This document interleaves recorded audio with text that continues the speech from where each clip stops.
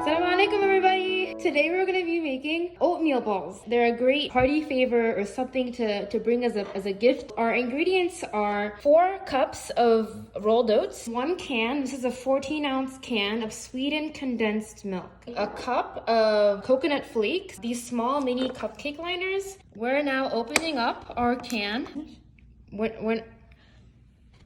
We're now pouring our condensed milk into our oats. The condensed milk is what's gonna give our balls their shape. You need something very thick and very sticky to hold them together. You don't want to use a spoon for this step because it's gonna get very messy. You want to make sure you use your clean hands, hopefully, to mix the condensed milk into the rolled oats. You can see here when we pack it together, it forms a ball shape, and this is exactly the consistency that you're looking for. We're taking one ball and we're just rolling it in our coconut flakes here.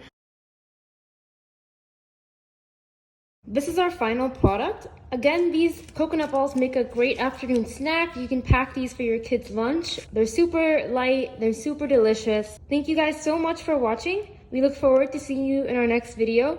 Make sure to subscribe and like, and thank you.